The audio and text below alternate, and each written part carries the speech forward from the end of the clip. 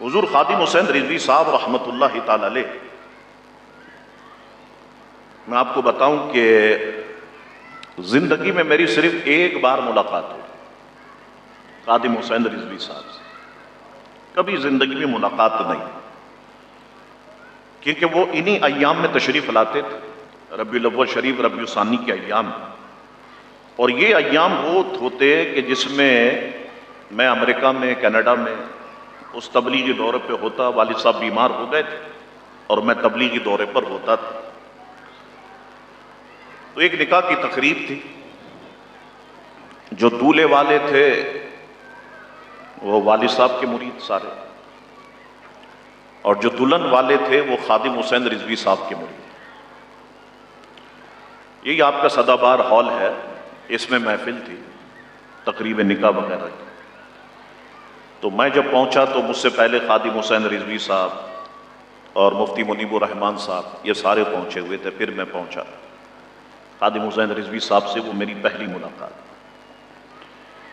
پھر خادم حسین رضوی صاحب ہار نہیں پہنتے تھے، کوئی ہار پہناتا نا اس کو منع کر دیتے، تو میں ان کے گلے میں ہار ڈالنے لگا تو وہ پنجابی زبان میں کہنے لگے شاہ جی نہ، شاہ جی نہ، شاہ جی میں نے کبھی ہار ہی نہیں پہنا۔ میں نے کہا ہم بھی سید لوگ ہیں، جب تک پہنا نہیں دیں گے ہمیں بھی سکون نہیں ملے گا۔ کہنے لگے اچھا اگر یہ بات ہے تو ٹھیک ہے۔ تو پھر میں نے خادم حسین رضوی صاحب کے گلے میں جو ہے وہ ہار ڈالا۔ اچھا اب اتنے میں وہ لڑکی والے پریشان تھے، یار ہمارے پیر صاحب بیٹھے ہوئے، اب نکاح پڑھائے گا کون؟ وہ لڑکے والے کہتے شاہ صاحب پڑھائیں گے، لڑکی والے کہتے کہ خادم حسین صاحب پڑھائیں گے۔ تو جب نکاح فارم میرے پاس آیا تو میں نے وہ نکاح فارم خادم حسین رضوی صاحب کی خدمت میں پیش کر دیا۔ میں نے کہا میرے والد نے تربیت یہی کی ہے میری کہ جب بڑا آ جائے تو بس اس کی عزت کرنی، تو آپ ہمارے بزرگ ہیں، بڑے ہیں، آپ نکاح پڑھائیں۔ کہنے لگے نہیں شاہ جی میں نکاح نہیں پڑھاؤں۔ میں نے نہیں، نکاح آپ پڑھائیں گے۔ تو انہوں نے کہا اچھا یہ بتائیں میں خطبہ پہلے پڑھوں یا بعد میں پڑھوں؟ میں نے کہا آپ کی مرضی، آپ پہلے پڑھیں یا بعد میں پڑھیں۔ تو انہوں نے نکاح پڑھایا، پھر خطبہ بھی پڑھا، دعا بھی کری، پھر مجھے مائک دیا اور ہم نے بھی دعا کری۔ پھر ہم 2 سے 2.5 گھنٹے اس ہال میں رہے، خادم حسین رضوی صاحب کے ساتھ کھانا بھی کھایا ہم نے۔ آج کل جب کھانا ہوتا ہے ٹیبل پہ تو ایک وائٹ کپڑا یہ میں نے خادم حسین صاحب کی گود میں رکھا کہ کہیں کپڑے وغیرہ خراب نہ ہو جائیں، یہ سارا کھانا وانا کھایا، بات چیت ہوتی رہی، کچھ امور پر بات چیت ہوتی رہی۔ تو یہ پہلی ملاقات تھی خادم حسین رضوی صاحب سے، ہماری پہلی ملاقات تھی۔ اور 1 مہینے کے بعد پھر مجھے پتا چلا کہ خادم حسین رضوی صاحب کا انتقال ہو گیا۔ آپ سوچے نا کہ 1 مہینے پہلے آپ کی ملاقات ہوئی ہو، بندہ جو ہے بالکل تندرست ہو، چاق و چوبند ہو، اور پھر اچانک آپ کو یہ خبر آ جائے کہ صاحب انتقال ہو گیا۔ تو جس نے میسج کیا میں نے کہا یہ پاگل تو نہیں ہو گیا؟ میں عشاء کی نماز پڑھ رہا تھا، نہیں یہ پاگل ہو گیا، ابھی اس کو میں ڈانٹتا ہوں نماز پڑھنے کے بعد۔ اس کے بعد لائن سے میسج آنا شروع ہو گئے، بس آپ یوں سمجھیں کہ ایسا لگا کہ پاؤں کے نیچے سے زمین نکل گئی ہو، بالکل ایسا ہی لگا۔ وہ جو ہم سنتے ہیں نا، بالکل ایسا ہی لگا کہ خادم حسین رضوی صاحب کے انتقال پر یہ منظر تھا۔ اللہ اکبر! خادم حسین رضوی صاحب نے خدمت کی، دین کی بڑی خدمت کی، والد محترم سے ان کی محبت لاجواب محبت تھی، لاسانی محبت تھی۔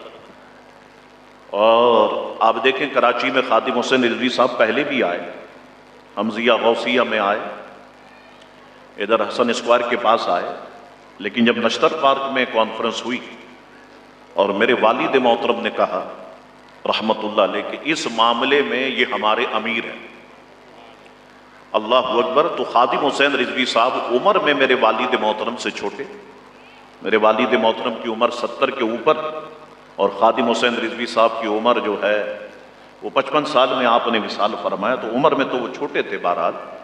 تو میرے والد محترم کے یہ الفاظ تھے، اور پھر آپ جانتے ہیں کہ کراچی میں ایک ماحول بنا اور الحمدللہ لوگ خادم حسین رضوی صاحب کے ساتھ دینے کے لیے تیار ہو گئے، اور پھر یہ کاروان بنا، اور یہ پھر کاروان جو ہے وہ چلتا رہا الحمدللہ۔ بڑا کام کیا خادم حسین رضوی صاحب رحمت اللہ علیہ نے۔ ہمارے بزرگوں نے بڑا کام کیا. یہ سوشل میڈیا کا دور ہے تو ابھی کام دکھائی دیتا ہے، ورنہ بزرگوں نے اس دور میں کام کیا جس دور میں یہ سب کچھ نہیں تھا نا. آپ دیکھیں غریب نواز نے کس دور میں کام کیا، نہ ہیلی کاپٹر ہے، نہ جہاز ہے، نہ گاڑیاں ہیں، 90 سے 95 لاکھ ہندوؤں کو مسلمان کیا. آپ کیا اس کو معمولی کام سمجھتے ہیں؟ بہت مشکل کام ہے نا. حضور غوث پاک کا دور ہے، لاؤڈ اسپیکر نہیں ہے، ایکو سسٹم نہیں ہے، تقریر کرتے ہیں تو 70,000 کا مجمع ہوتا ہے اور بغیر اسپیکر کی آواز سب کے کانوں تک برابر پہنچتی ہے. کام کیا حضور داتا صاحب نے، کام کیا علامہ شاہ احمد نورانی صاحب نے، کام کیا والد محترم نے، کام کیا. تو ہمارے سارے بزرگوں نے الحمدللہ ڈٹ کر اور جم کر مسلک حق اہل سنت والجماعت کا کام کیا. اچھا، پھر کام کرنے کا انداز سب کا مختلف ہوتا ہے، بڑا مختلف ہوتا ہے. بعض لوگ دوسرے انداز ذہن رکھتے ہیں کہ ہمیں اس طریقے سے کام کرنا ہے، بعض ذہن رکھتے ہیں کہ ہمیں اس طریقے سے کام کرنا ہے. اچھا، اب جو بدتمیزی آ گئی نا، جس کی میں نے آپ سے کہا کہ ادب سے دور ہو رہے، اب جو دوسرے طریقے سے کام کرنا چاہتا ہے اس کو گالیاں ملتی ہیں تحفے میں، لان تان اس پر تحفے میں ملتی ہے صاحب، کہ جس طرح ہم کام کر رہے ہیں اس طرح سے یہ کام کیوں نہیں کر رہے. میں آپ کو بتاؤں، دین کا کام کرنا بہت مشکل ہوتا جا رہا ہے. اور میری یہ بات لکھ لو آپ، 2023 میں دین کا کام کرنا بہت مشکل بنا دیا جائے. آپ سوچ بھی نہیں سکیں گے کہ دین کا کام کرنا کیا اتنا مشکل ہو گیا اس پاکستان میں، آپ تصور بھی نہیں کر سکتے. تو اس لیے کام تو کرنا ہے، ہر ایک اپنی حکمت عملی کی بنیاد پر کام کرتا ہے، کام تو کرنا ہے ہم سب نے.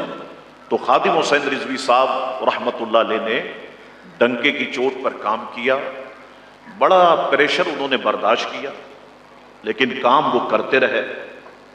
بہت کم عمر میں اللہ کی حکمت ہے، اللہ کی مرضی ہے، اس دنیا سے وہ چلے گئے.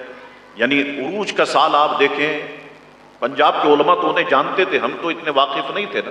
یہ 5 سال جو تھے حضور خادم حسین رضوی صاحب رحمت اللہ علیہ کے، آپ نے قادیانیوں کو لگام ڈالی، آپ نے بے دینوں کو لگام ڈالی، اور ایسی لگام ڈالی کہ ان لوگوں کو خادم حسین رضوی صاحب نے 50 سال پیچھے کر دیا، 50 سال پیچھے کر دیا الحمدللہ.